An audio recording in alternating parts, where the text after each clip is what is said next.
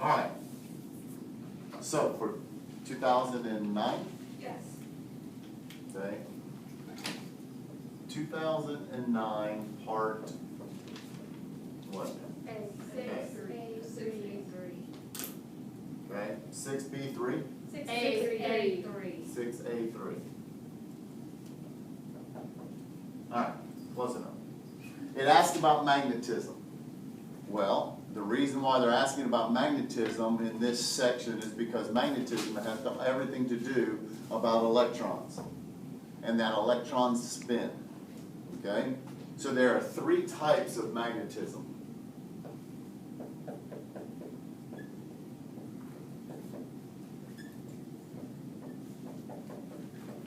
Okay?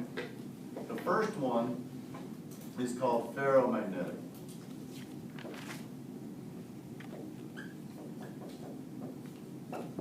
This is permanent magnet.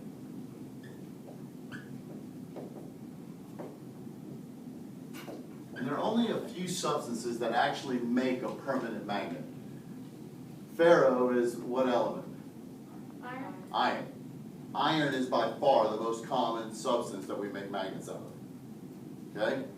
So ferromagnetism, but there are others.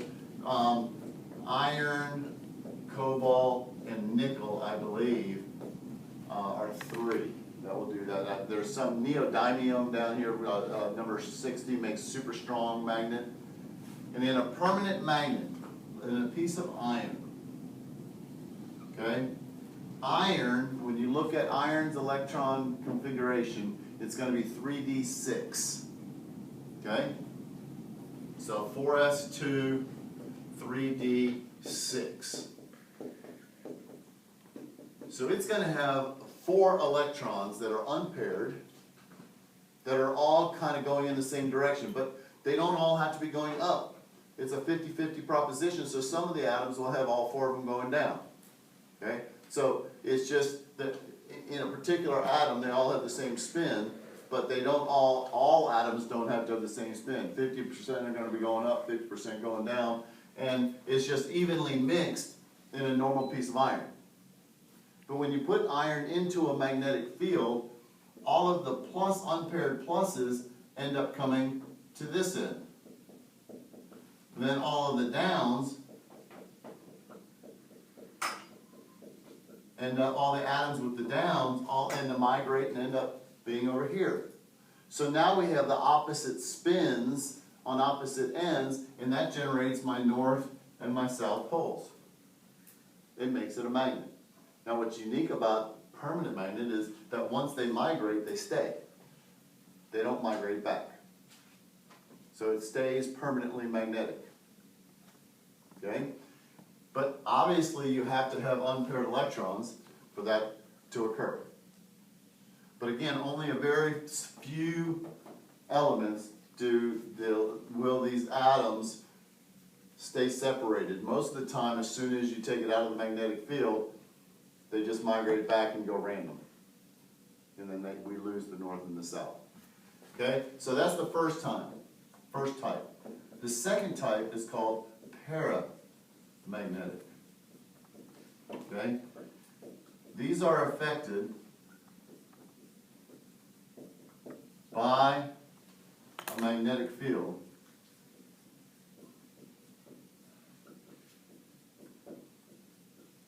but not a permanent magnet. In other words, when you take it out of the magnetic field, everything kind of goes back to normal. Okay? Now, in order for that to be true, any substance that has an unpaired electron, at least one, if it has one unpaired electron or more, it's going to be paramagnetic. It's going to be attracted to a magnetic field. Okay? Must contain at least one unpaired electron.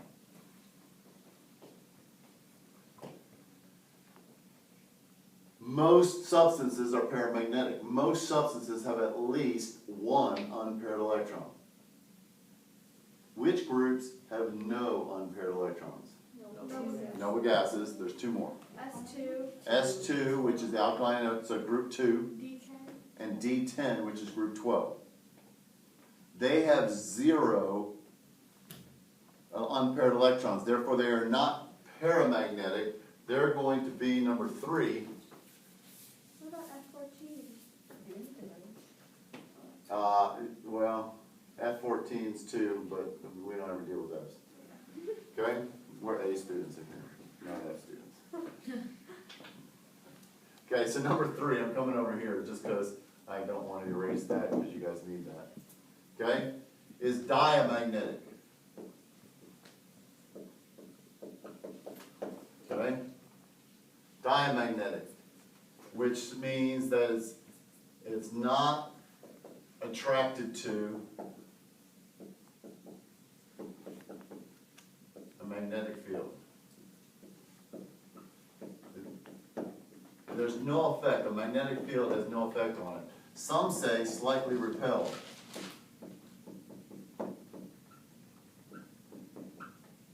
Okay? They have no unpaired electrons. So group 2, let's say groups. 2, 12, 18 are the ones that are diamagnetic. So, how do you know if it's a diamagnetic, paramagnetic? And they're never going to ask you about ferromagnetic. They're just going to ask you about to differentiate between dia and para. It's just you have the electron configuration. Do we have unpaired electrons or not? Really, that's what the question is asking. Do you have unpaired electrons or not? Just doing it in terms of the magnetism. Yes, ma'am. How do you do like the bond angle? You don't have to do that one.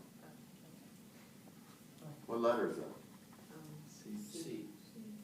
On 9? Really? 2009. Oh, on that, the reason why I left that one in there. It says it's a 90-degree bond angle. What type of orbitals are at 90 degrees? P. We have the S, we have the, what's the shape of S? Circle. Sphere, okay? What's the shape of your P's? I just put them up. Yeah. Okay, they're dumbbell shaped, right? But PX, PY, PZ. You're shaking your head like you've never heard that before in your life. I don't. Okay? Okay? You have 3 p orbitals. They're dumbbell shaped, like this. And then one goes like this, and one goes in and out of the border. Like chromosomes. Okay? So as a result, these are all going to be at 90 degrees. So if you have a 90-degree bond angle, it's because you have p orbitals involved. D orbitals are kind of all over the place, and they got the 4 lobes to them, and so they have all kinds of crazy shapes. Well, for that one, can't you just see that its valence electrons are in the p orbital and just say that? Well, when we get into bonding, you're going to learn there's a thing called hybridization, where the orbitals actually change shapes and have molecular orbitals, and that changes the bond angles. Okay. So most of the time we're not at 90 degrees. Like water's bond angle is not 90 degrees, H2O, okay? Because it has that thing called hybridization, but that's yet to come. Okay, so in terms of magnetism, it's strictly going to be paired versus unpaired electrons. Okay?